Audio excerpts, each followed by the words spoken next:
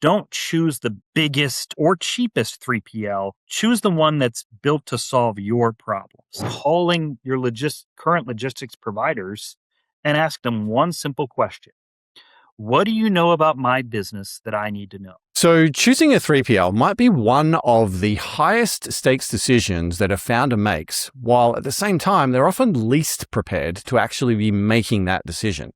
You see, if you get your 3PL decision right, it quietly lifts your gross margin, it helps with customer retention and experience, and it can even improve things like your cash conversion cycle all at the same time.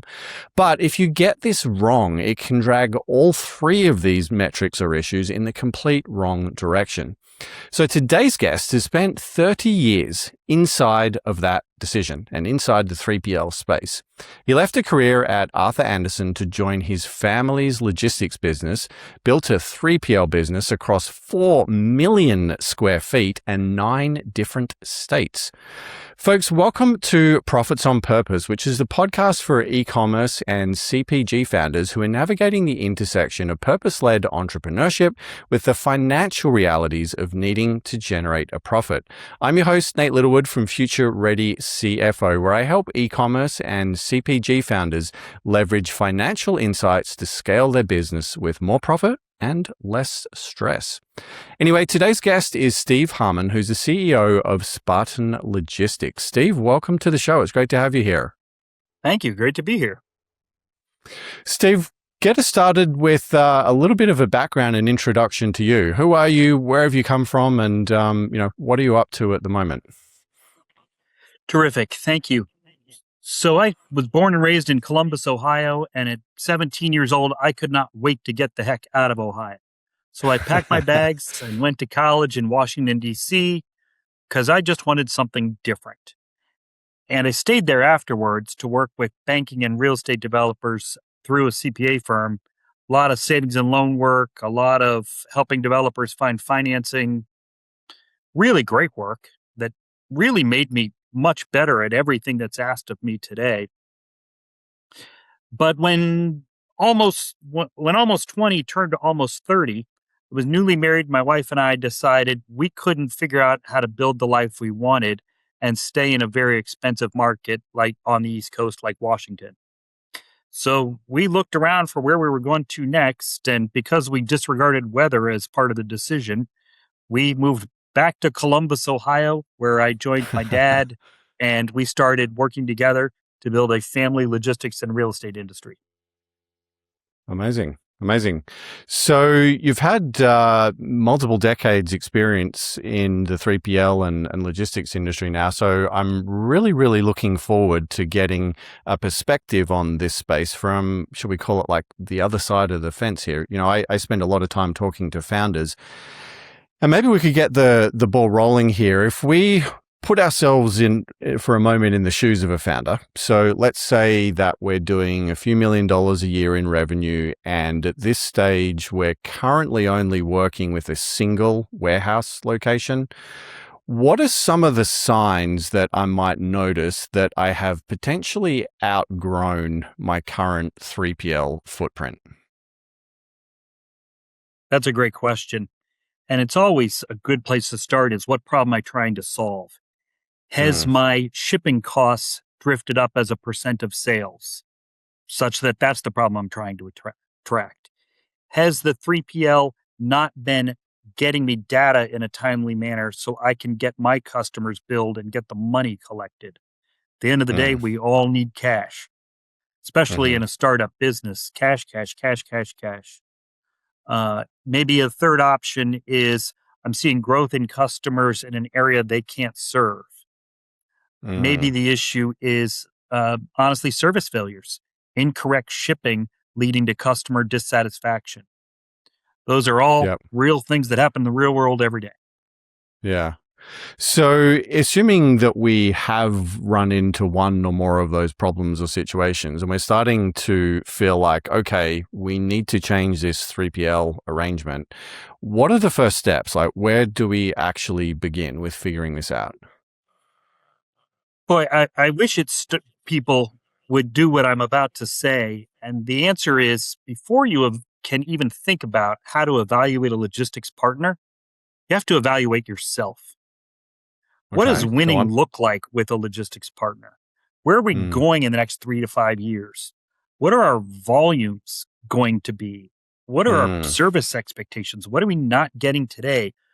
mm-hmm, Where are we shipping to? And where is our product coming from? What's our seasonality? So what's our peak and our trough in our mm, shipping cycles? mm-hmm, mm-hmm. So, the old saying is, you can have it fast, you can have it cheap, or you can have it right. Pick any two. That is a truism across everything, really. But if you want it fast and right, you may have to pay more than you're paying today. Maybe Yeah, that's your problem, is that you're trying to ask your 3PL to get it done and not giving them the resources they need to succeed. But yeah. honestly, if you don't know where your business is heading, nobody's going to be able to build you the right solution. Mm. Well, that's an interesting point you make. I mean, I obviously work with a lot of founders, and I think what I'm hearing you say is that you need to have a clear kind of vision or roadmap of where you're going over the next few years. But man, Steve, I got to tell you, like so many of the folks that I work with, it's really just a game about surviving in the present. Like they're just trying to make it through the next month or next year, let alone thinking, 3 to 5 years out. I mean, in this, 7 figure million revenue is what I'm trying to get out here.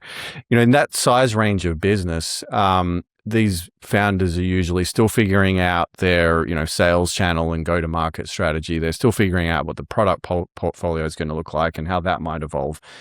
So, any tips Yeah, on, and how to another deal with all caveat that? to that. Hmm. Another caveat to that is obviously every prediction of the future, everyone is always wrong, Yeah.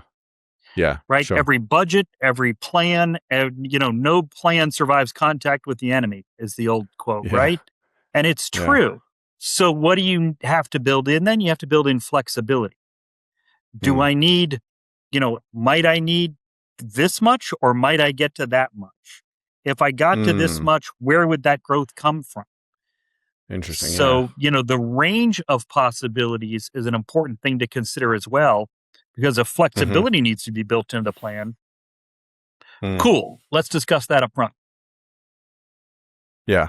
Yeah. That's a really good point about actually planning for flexibility. It's, maybe it's okay to not have all these answers, but that kind of implicitly means that you need a partner or need a solution that can flex up or down, left or right, whichever way you think you might need to move. That's, a good way to put it. And that's why So, the 3PL industry is so ideal versus going out and trying to rent your own warehouse and incur yeah. all the startup costs. Because Yeah. if you decide you need a place in Indianapolis and a place in Salt Lake City to service East and West Coast, Hmm. cool. We can always add the West Coast location later to cut shipping costs to the West Coast once volumes get to this level. Hmm. That the 3PL by definition is scalable. And that's Yeah. why even large CPG companies still continue to use 3PLs rather than Yeah. insource their actual warehousing operations. Yeah, yeah, that makes a lot of sense. So, assuming we've gotten to this point and we have come up with some version of a plan and we've thought through the appropriate level of flexibility that we need to have in this plan, how do we begin the search process? Like, how do we get a short list? What should we be filtering for? And how do I start, whittling down my options? So, um, I would, just being honest, 90% of our customer acquisition comes Mm, through inbound marketing for us, which means mm-hmm, people went to Google and typed in, I need a 3PL in Columbus, Ohio, or mm-hmm, Fort Smith, Arkansas, or mm-hmm. I don't know where I need a 3PL. How do I select one? Right. And there are brokers out there. Mm-hmm, There is our industry association, the IWLA, International yep. Warehouse and Logistics Association. Really boring stuff, Mm-hmm, but if you go to their website, they have a location finder for all of their members. mm-hmm. It's, you know I haven't done it lately, but I'm sure any one of the AI bots can generate you a short list of Yeah. who to reach out to and questions to ask. Yeah. Yeah. Okay. So use one of these resources you mentioned, or maybe you jump onto your favorite AI tool and platform, and you've got yourself a list of, I don't know, 4 to 5 3PLs who theoretically on paper look like they could be interesting.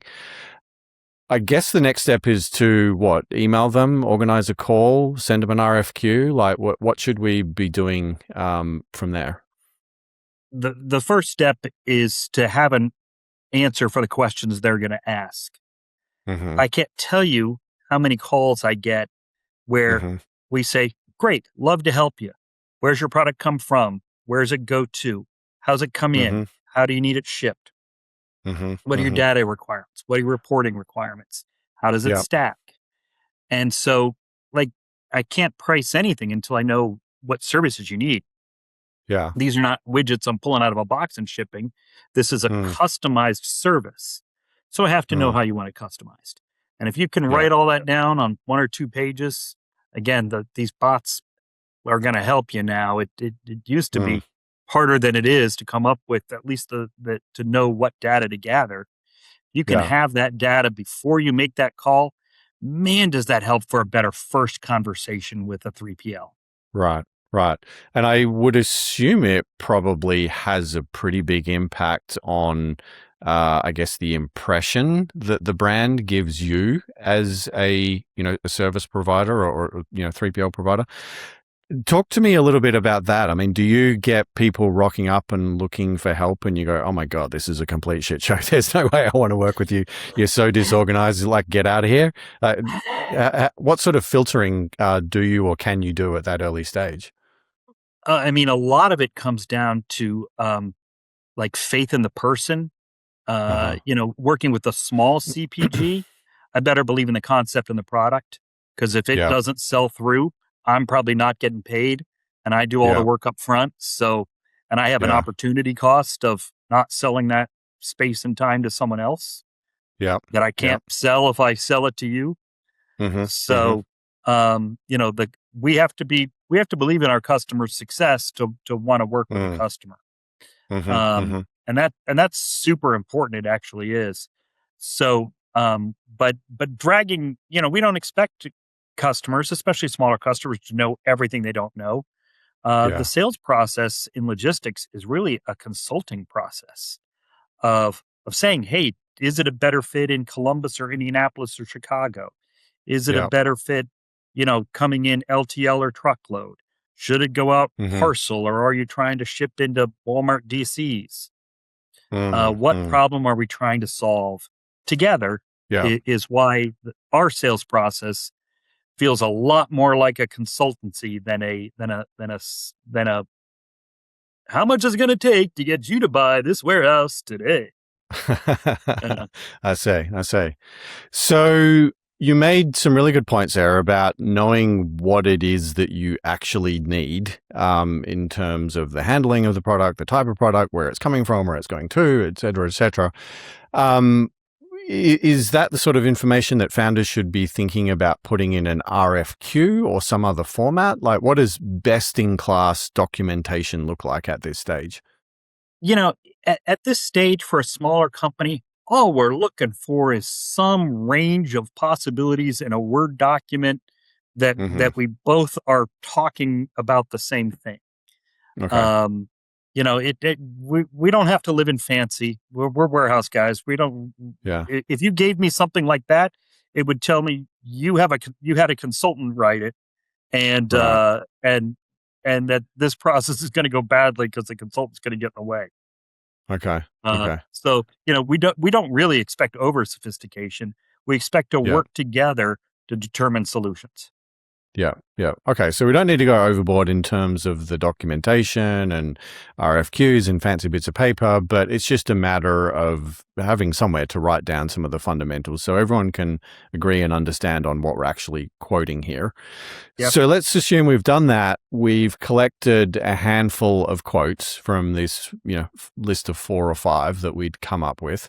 Some prices are going to be higher, some will be lower. What do I do next? How do I figure out which of these 3PLs is someone that I should, keep talking to? I don't think you're going to see as much price differentiation as you would expect. Mm-hmm. You might see a very competitive price from a 3PL who has empty space they're trying to fill. Yeah. But within a market, real estate to go out and lease or acquire, the value of real estate is a very narrow band of market, right? Mm, We're all mm, paying the same thing for labor to do the same deals. mm-hmm. If you really are underpaying your warehouse guys, you're going to experience more turnover. If Yeah. the most of the logistics savings that companies are able to realize comes Mm, from reduced freight from having their location in the right place. mm-hmm. Mm-hmm. Because the space and the labor doesn't really change, and those are the only cost drivers in the 3PL world. What can Right. move the Right. most is inbound and outbound freight. And so Okay. like anything that's fundamentally a real estate question, it's all Yeah. about location. Yeah. And then the second thing after location to evaluate upon is really fit. Any one of Mm-hmm. these small CPGs can call one of the giants in our industry, and I don't have to name them. They love to share their names, so I don't have to. It is, but you are not going to show up in their next quarter's earnings. You Mm-hmm. were not part of their solutions for how they're going to drive their next quarter, their next year. Yeah. Um, so the industry experience, the geographic footprint, the technology, the ability of a company to seamlessly integrate, whether that's through EDI, API, Mm-hmm. Mm-hmm. sending flat files back and forth, whatever Mm, technology we agree we're going to use. mm-hmm. Some of the giants will just tell companies, we're not doing that. We have this engineered solution that we know works, and you're going to do it our way. Right. We try and listen with to the customer and deliver a custom solution, Mm-hmm. which brings us to culture alignment Mm-hmm. and leadership accessibility. That's another thing that we think smaller 3PLs can really offer. Mm-hmm. So I guess I'm trying to say, don't choose the biggest or cheapest 3PL. Choose the one that's built to solve your problems. Honestly, I used to have software that did stuff like that. Now Yeah. you could drop it into Claude and it does it Yeah. for you in a couple minutes for Yeah. free. Yeah. Yeah. So, like I said, the AI tools that are capable to people of every size now are transformative Yeah. for our all of our ability to deliver real solutions in the real world. Yeah. No, that's very true. I mean, looking at the filtering and screening could be done with AI. All of the freight analysis could be done with AI. Mhm. To your point, on pricing, everyone's paying about the same for real estate and labor, so rates are unlikely to be drastically different. So it's kind Can of I tell you, coming I think the down most to important evaluative thing is, I mean, I know I said yeah, please fit, do. but Yeah, it's yeah, really people. The yeah. dirty little secret of maybe it's not just logistics, it's probably McDonald's and legit everything. You Mm, are only as good as your local manager. yeah.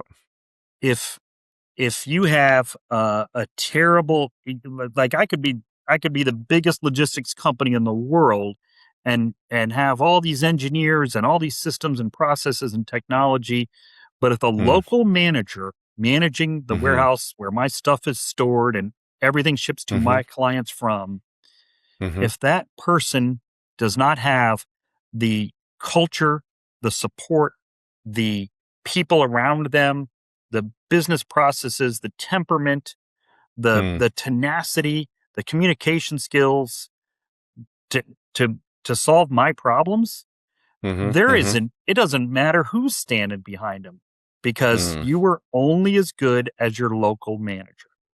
yeah, yeah. So And so follow on evaluating that question. person is actually a really important part of much like a lawyer or an accountant, this is personal Yeah. services. This is not just anybody can do this. This is easy. Trust me, it Yeah. ain't easy. Completely agree and get the point. I guess the follow on from that is you must have a really, really difficult job finding and hiring these people, right? These warehouse managers and the client facing people are hugely important to your business. So how do I have you earned how do every you one find of these these. people? I have earned every one of these gray hairs, Nate. Uh, and despite my background as a CPA, when I was younger and before I had all the gray hair tax, I really thought it would be possible to run a business by the numbers. Uh-huh. And the older I have gotten, the more experience I have actually leading people, the more I Yeah. know that is maybe one of the dumbest things that only an accountant would say. Because this is a service business. All I have is people. All I'm selling is people. I don't load Yeah. trucks. I don't drive trucks.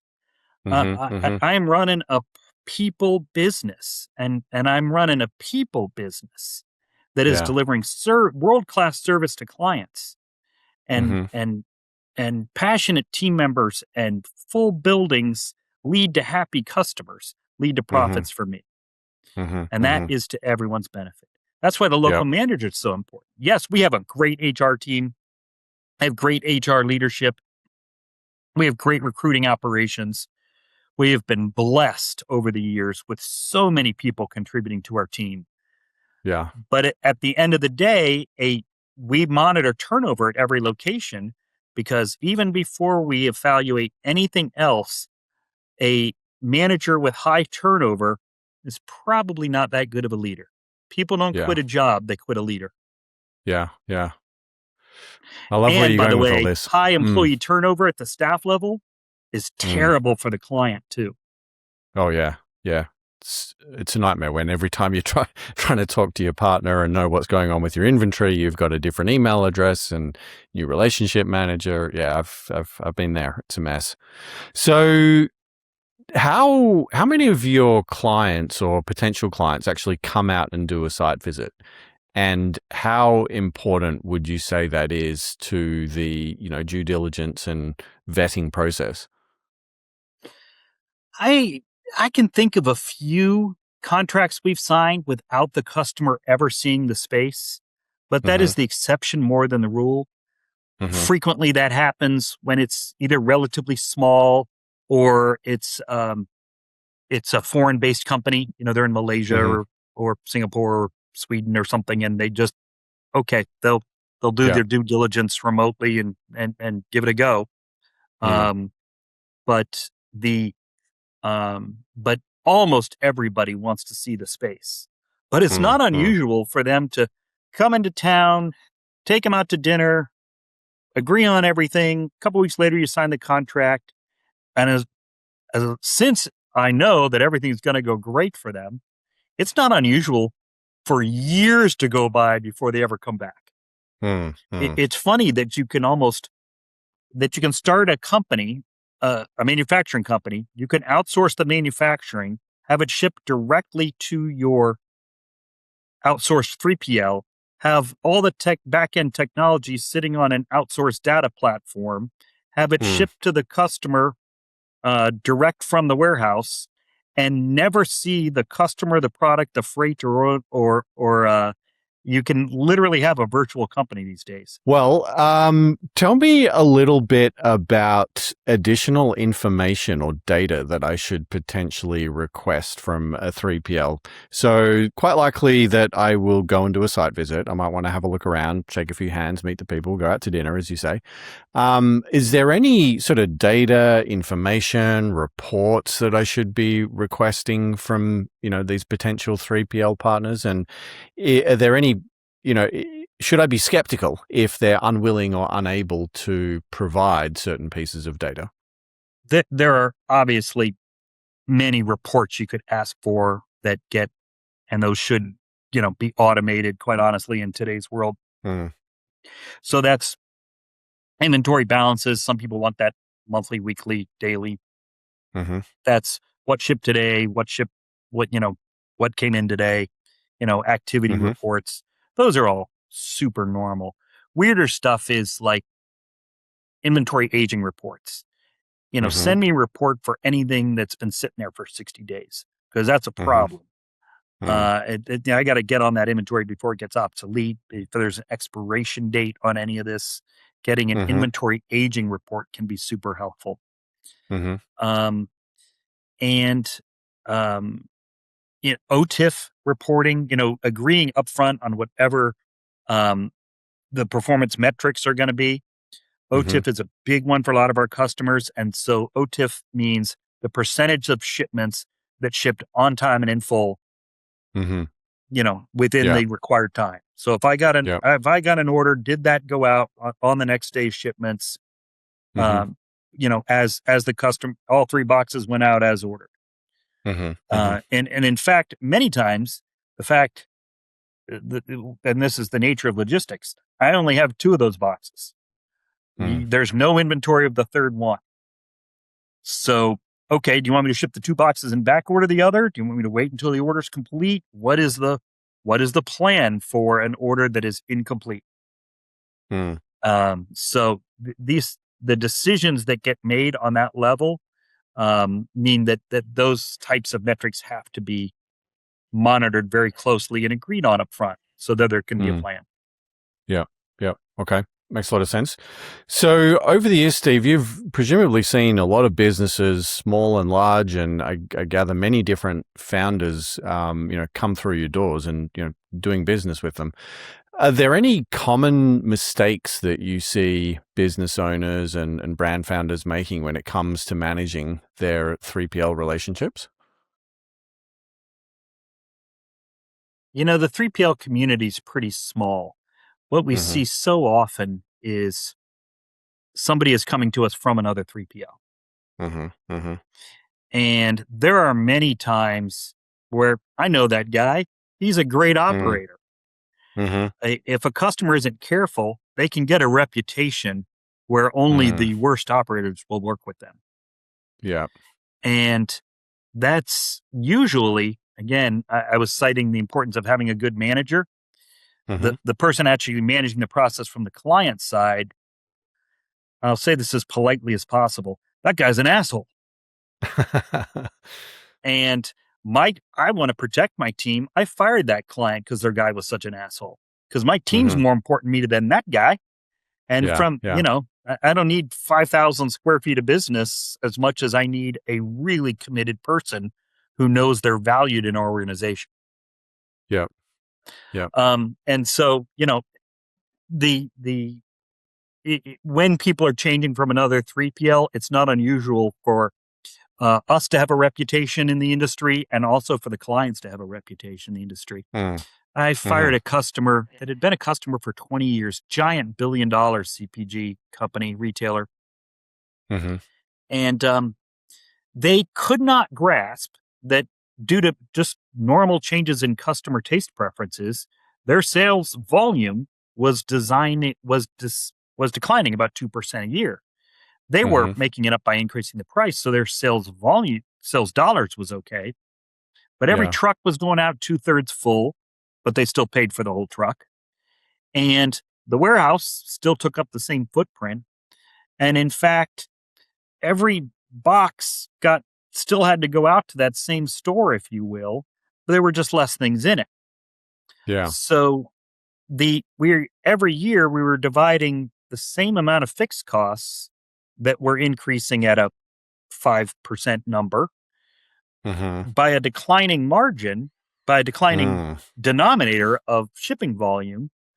Yep. And they would not accept that it was reasonable. We were asking for a 10% year over year price increase to offset their declining volumes. Mm. I see. This became a 5-year problem.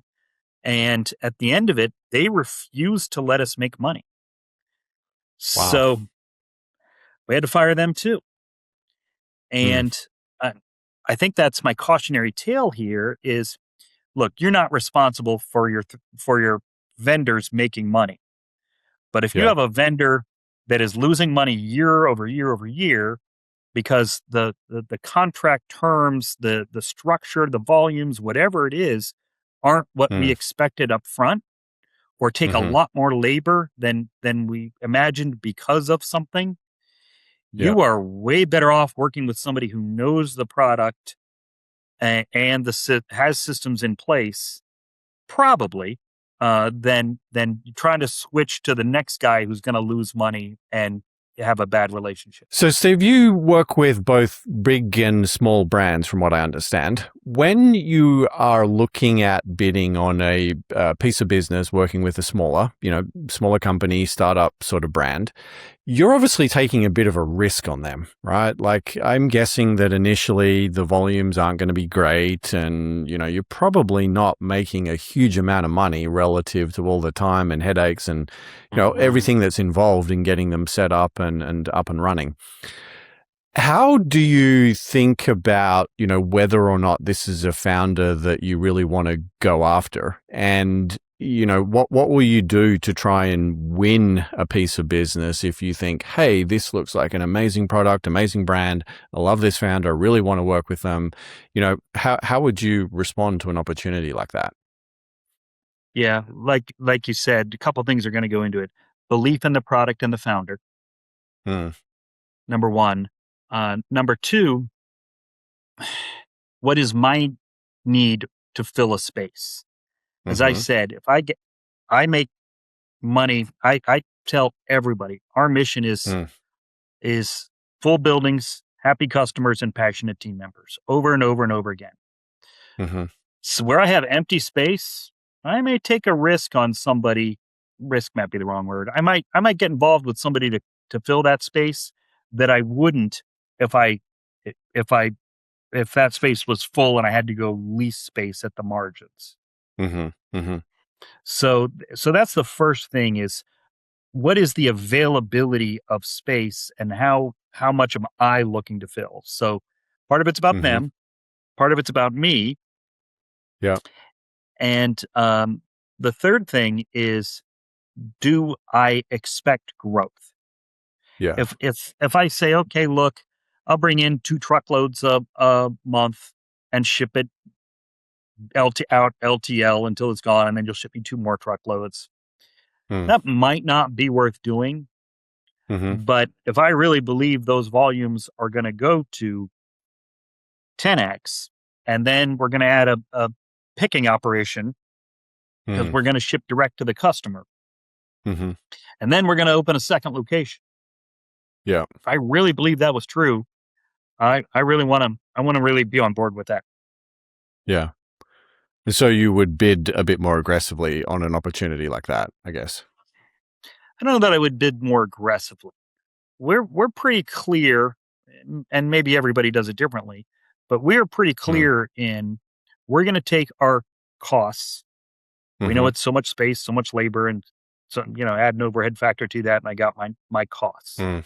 Mm-hmm. I add a margin to that, and I get and divide by the customer's volume, and I've got the rate. Mm-hmm. So that is an inexact science because how much labor is involved is 4 engineers would argue about, and that's why Mm-hmm. engineers make terrible salespeople. But okay, Mm-hmm. the point is I don't know how aggressively I might actually price it.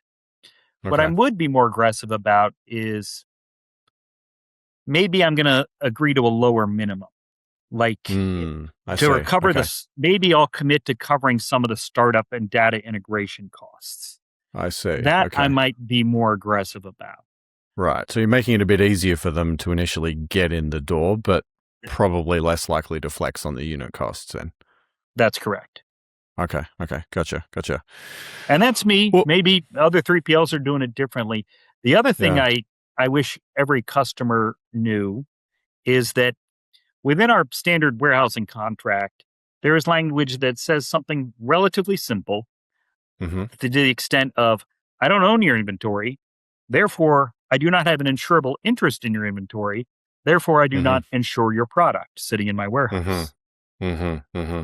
What I have is insurance that says the bull in a China shop rule if I break it, I buy it. Mm-hmm. Somebody takes a forklift, jams it through their product. Okay, I bought that one. Yeah. But the that always seems to hang up contract language because the Mm. lawyers always want to say get to a sentence that says I don't insure your product, and Mm. and they just brain heads explode and eyes roll and we lose 2 weeks of momentum around arguing around something that I think is pretty obvious. Yeah. Yeah. Well, it's not on your balance sheet, so it makes sense, I guess. If there's a founder listening to this right now and they have a feeling that, I haven't really looked at my 3PL logistics situation for 3 years now, but something tells me it's probably not optimal. What are some of the first steps or actions that they need to take? Like, what's something that they could do tomorrow, next week to start looking into this and, improving their situation? Open communication. I know it sounds lame, but Mm. in an era of email and text messages and AI bots, Mm-hmm. real human relationships matter more than anything. Your Mm. logistics provider sees everything about an integral piece of your business. So Mm-hmm. go Mm-hmm. see them, call them. We love to meet with our customers, but Mm-hmm. they constantly stiff arm us and under communicate with us. And I've never understood that. Mm. I would Mm. recommend Mm. just calling your current logistics providers and ask Mm-hmm. them one simple question. What do you know about my business that I need to know?